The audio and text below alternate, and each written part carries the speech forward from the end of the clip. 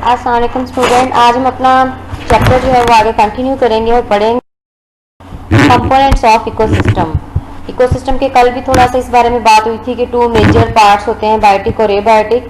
अब उनको डिटेल में देखेंगे और उनके इंटरेक्शंस को भी देखेंगे कि वो किस तरह से इंटरेक्ट कर रहे होते हैं। बायोटिक कंपोनेंट्स उसमें आ जाते हैं लिविंग सारे ऑर्गेनिजम्स, जिसमें प्लांट्स, एनिमल, सारी चीज़ें आ जाती हैं। बायोस्फीयर जो है वो आपने पढ़ा हुआ है पहले भी कि वो हिस्सा है एनवायरनमेंट का जो लाइफ सपोर्टिंग होता है या जहाँ पे लाइफ प्रेजेंट होती है। Biosphere is spread over surface of planet earth extending about 8 to 10 kilometers to the upper reaches of atmosphere, और इतना ही तकरीबन नीचे ओशियन की डेप्थ में, यानी कि जो बायोस्फीयर है वो एटमॉस्फेयर में 8 से 10 किलोमीटर ऊपर जाए वहाँ तक, और नीचे अगर समुद्र में जाए तो 8 से 10 किलोमीटर की डेप्थ तक जो है वो बायोस्फीयर प्रेजेंट है। एबायोटिक कंपोनेंट्स हैं, नॉन लिविंग है, unknown living, air, water, soil है। इकोलॉजिकली उनको हम एयर वाले पार्ट को कहते हैं एटमॉस्फेयर, वाटर वाले पार्ट को कहते हैं हाइड्रोस्फीयर, और अर्थ वाले सॉइल वाले पार्ट को कहते हैं लिथोस्फीयर।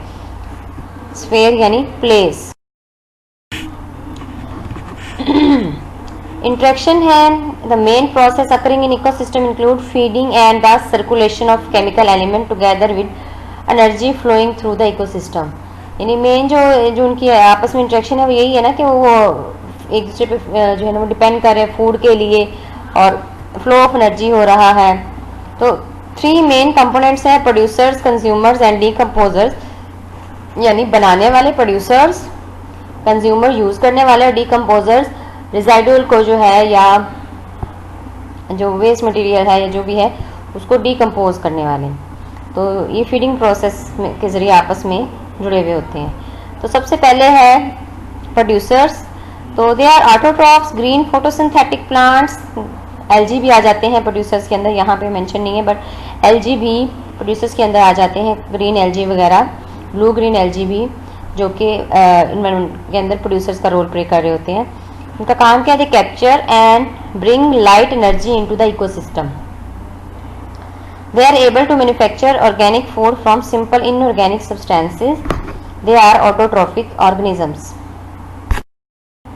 Consumers हैं, they are organisms primarily animals which obtain energy directly or indirectly from producers, और उससे रेडीमेड फूड लेते हैं। हेडोट्रॉफिक है। डीकम्पोजर्स है नेक्स्ट, तो वो फंजाई और बैक्टीरिया है जो डेड और डिकेइंग प्लांट और एनिमल पे डिपेंड कर रहे होते हैं और केमिकल आयंस रिलीज करते हैं, यानी उसको डिकम्पोज करके उसके कंपोनेंट्स में डिवाइड कर देते हैं।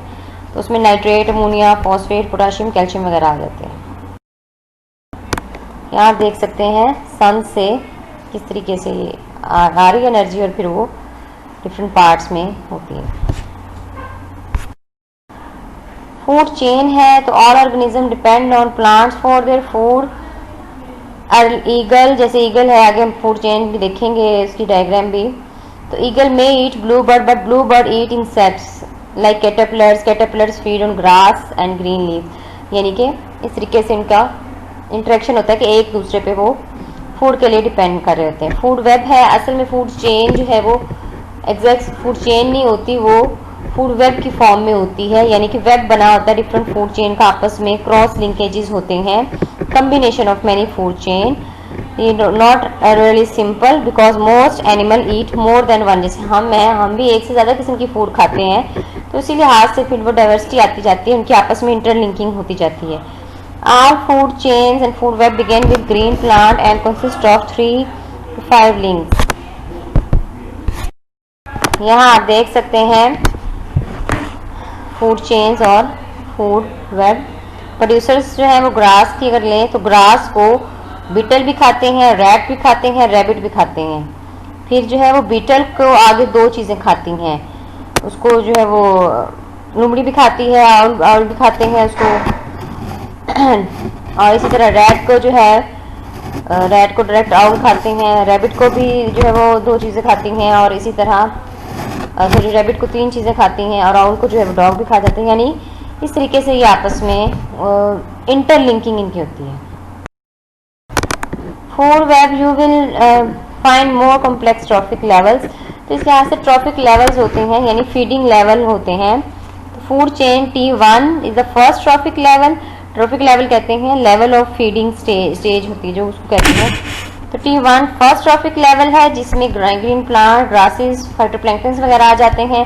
T2 सेकेंड ट्रॉफिक लेवल है जिसमें प्राइमरी कंज्यूमर्स आ जाते हैं जो कि प्रोड्यूसर्स को खाते हैं। T3 जो है वो सेकेंडरी कंज्यूमर्स आ जाते हैं जो कि उनको खा रहे होते हैं प्राइमरी को। और फोर्थ जो है वो टर्शरी कंज्यूमर्स। अच्छा, यहाँ आपने जो है ना चीज़ों को गड़बड़ नहीं करना। जैसे T1 शुरू हो रहा है प्रोड्यूसर से, तो प्राइमरी के साथ आपने T1 नहीं फिर आप यूज करेंगे। जो प्राइमरी वाली बात आएगी फिर वो T2 से स्टार्ट होगी। अक्सर एमसीक्यू में मिसकंसेप्शन हो जाती है। जैसे वो पूछते हैं T2 लेवल कंसिस्ट ऑफ, तो नीचे ऑप्शंस दिए हुए होंगे producers, primary consumer, tertiary consumer, secondary consumer. तो आपको ये पता होना चाहिए कि जो T2 है, जो कंज्यूमर्स प्राइमरी हैं वो T2 से स्टार्ट हो रहे हैं, और जो T1 वाला है वो प्रोड्यूसर्स के लिए मुख्तिस है ये part. Variety of pathway in food web help to maintain the stability of ecosystem like owl जो है वो prey on rabbit and mice भी हमने देखा है ऊपर।